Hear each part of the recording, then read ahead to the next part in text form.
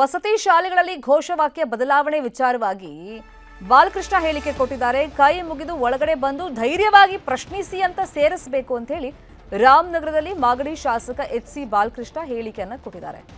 ಯಾರಿಗೋ ಅವಮಾನ ಮಾಡಬೇಕು ಅನ್ನೋ ಉದ್ದೇಶ ಇಲ್ಲ, ತಪ್ಪಾಗಿದ್ರೆ ಸರ್ಕಾರ ಕ್ರಮ ತೆಗೆದುಕೊಳ್ಳುತ್ತೆ ಅಂತ ಹೇಳಿ ಶಾಸಕರು ಹೇಳಿದ್ದಾರೆ. ಬಿಜೆಪಿ ಅವರಿಗೆ ಮಾಡೋಕೆ ಬೇರೆ ಕೆಲಸ ಇಲ್ಲ ಅಂತ ಬಾಲಕೃಷ್ಣ ಹೇಳಿದ್ದಾರೆ.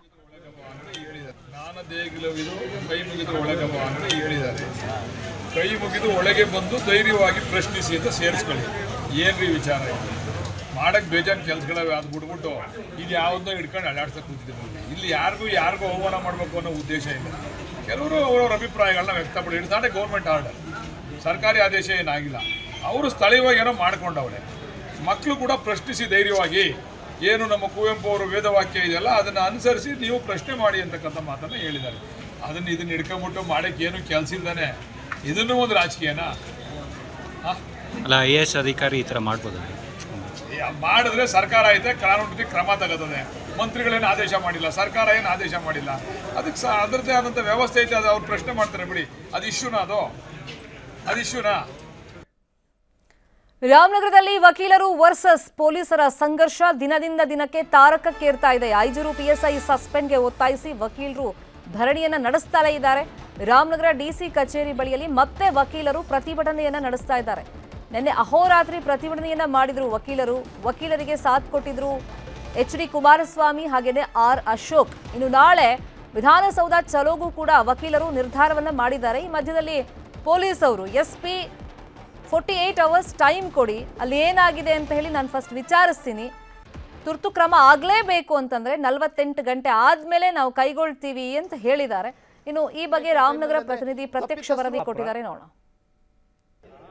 ಕಳೆದ ದಿನ ರಾಮನಗರದಲ್ಲಿ ವಕೀಲರು ಹೋರಾಟವನ್ನು ಪ್ರಾರಂಭ ಮಾಡಿದ್ದಾರೆ ಪೊಲೀಸ್ ಇಲಾಖೆಯ ವಿರುದ್ಧ. ಇದು ಇವತ್ತು 2ನೇ ದಿನಕ್ಕೆ ಕಾಲಿಟ್ಟಿದೆ. ಈಗ ಜಿಲ್ಲಾಧಿಕಾರಿಗಳ ಕಚೇರಿಯ ಆವರಣದಲ್ಲಿ ಈಗ ಒಂದು ಹೋರಾಟಕ್ಕೆ ಎಲ್ಲ ರೀತಿಯ ತಯಾರಿಗಳು ಕೂಡ ನಡೆದಿರುವಂಥದ್ದು.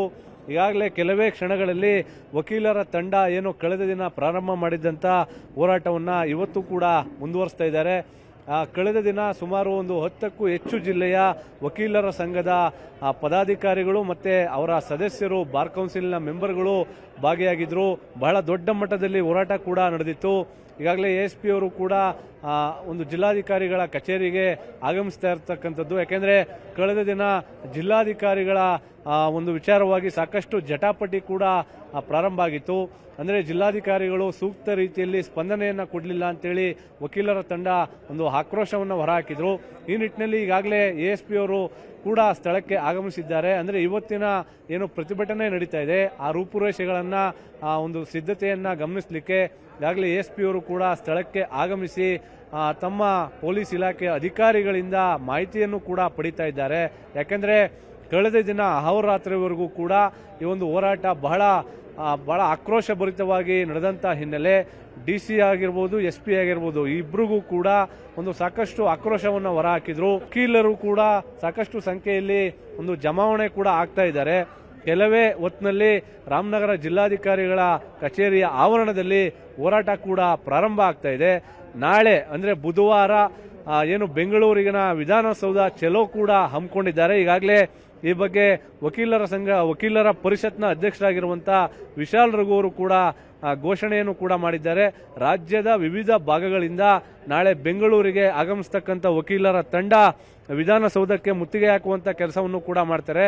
ಈಗಾಗಲೇ ಇವತ್ತು ನಡೀತಾ ಇರತಕ್ಕಂಥ ಹೋರಾಟಕ್ಕೆ ಸಾಕಷ್ಟು ರೀತಿಯಲ್ಲಿ ಪೊಲೀಸರು ಕೂಡ ಜಮಾವಣೆ ಆಗಿರ್ತಕ್ಕಂಥದ್ದು. ಅಧಿಕಾರಿಗಳು ಏನು ಜಿಲ್ಲಾಧಿಕಾರಿಗಳ ಕಚೇರಿಯಲ್ಲಿ ಕೆಲಸ ಮಾಡ್ತಕ್ಕಂಥ ಅಧಿಕಾರಿಗಳನ್ನು ಕೂಡ ಹೊರಗಡೆಗೆ ಹೋಗಬಾರದು ಎನ್ನುವಂಥ ನಿಟ್ಟಿನಲ್ಲಿ ವಕೀಲರು ಎರಡೂ ಗೇಟ್ಗಳಿಗೆ ಬೀಗ ಕೂಡ ಹಾಕಿದ್ರು.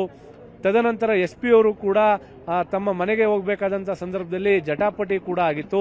ಮಾಜಿ ಮುಖ್ಯಮಂತ್ರಿ HD ಕುಮಾರಸ್ವಾಮಿ ಅವರು ಹಾಗೆ ವಿಪಕ್ಷ ನಾಯಕ R ಅಶೋಕ್ ಅವರು ಕೂಡ ಸ್ಥಳಕ್ಕೆ ಭೇಟಿಯನ್ನ ಕೊಟ್ಟು ವಕೀಲರ ಹೋರಾಟಕ್ಕೆ ಬೆಂಬಲವನ್ನು ಕೂಡ ಕೊಟ್ಟಿದ್ರು. ಈ ನಿಟ್ಟಿನಲ್ಲಿ ಇವತ್ತು ಕೂಡ ಸಾಕಷ್ಟು ಜಟಾಪಟಿ ನಡೆಯುವಂತ ಸಾಧ್ಯತೆಗಳು ಹೆಚ್ಚಾಗಿದೆ ಎನ್ನುವಂತ ಮಾಹಿತಿಯ ಹಿನ್ನೆಲೆ ಈಗ ಪೊಲೀಸರು ಕೂಡ ಸಾಕಷ್ಟು ಸಂಖ್ಯೆಯಲ್ಲಿ ಇಲ್ಲಿ ಜಮಾವಣೆಯಾಗಿದ್ದಾರೆ. ಸಾಕಷ್ಟು ಭದ್ರತೆ ಕೂಡ ವಹಿಸಿಕೊಳ್ಳಲಾಗಿದೆ. ಕ್ಯಾಮರಾ ಪರ್ಸನ್ ವೆಂಕಟೇಶ್ವರಲು ಜೊತೆಗೆ AT Venkatesh Prabhu, news 18 Ramanagara. ಇನ್ನು ವಕೀಲರ ಹೋರಾಟಕ್ಕೆ ದಲಿತ ಪರ ಹೋರಾಟಗಾರರು ಠಕ್ಕರನ್ನ ಕೊಟ್ಟಿದ್ದಾರೆ. ವಕೀಲರ ವಿರುದ್ಧ ದಲಿತ ಪರ ಸಂಘಟನೆಗಳು ಪ್ರತಿಭಟನೆ ನಡೆಸ್ತಾ ಇವೆ.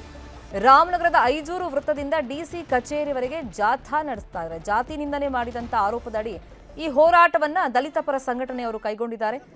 ಎಂಜಿ ರಸ್ತೆ ಮೂಲಕ ಜಿಲ್ಲಾಧಿಕಾರಿ ಕಚೇರಿಯನ್ನ ತಲುಪುತ್ತಾರೆ ದಲಿತ ಪರ ಹೋರಾಟಗಾರರು.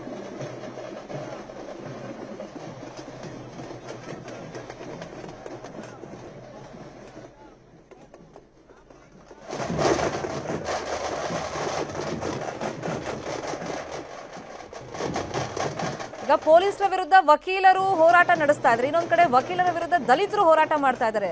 ಇದು ಕಾರಣ ಏನು ಅಂದ್ರೆ ಜಾತಿ ನಿಂದನೆ ಮಾಡಿದ್ದಾರೆ ಅಂತ ಆರೋಪವನ್ನ ಮಾಡಿ ಪ್ರತಿಭಟನೆಯನ್ನ ನಡೆಸ್ತಾ ಇರೋದು. ಕನ್ನಡಿಗರ ಮೆಚ್ಚಿನ ನಿಮ್ಮ ನ್ಯೂಸ್ 18 ಕನ್ನಡ ಈಗ ವಾಟ್ಸ್ಆಪ್ನಲ್ಲಿಯೂ ಲಭ್ಯ. ಕರ್ನಾಟಕ ಮತ್ತು ದೇಶ ವಿದೇಶದ 360 ಡಿಗ್ರಿ ಸುದ್ದಿ ವಿವರವನ್ನ ನೀವು ನಿಮ್ಮ ಕೈ ಬೆರಳುಗಳಲ್ಲಿಯೇ ಪಡೆಯೋದಿಕ್ಕೆ ಈ QR ಕೋಡ್ ಅನ್ನ ಸ್ಕ್ಯಾನ್ ಮಾಡಿ. ನಮ್ಮ ಚಾನೆಲ್ ಅನ್ನ ಫಾಲೋ ಮಾಡಿ, ನೋಟಿಫಿಕೇಶನ್ ಆನ್ ಮಾಡಿ.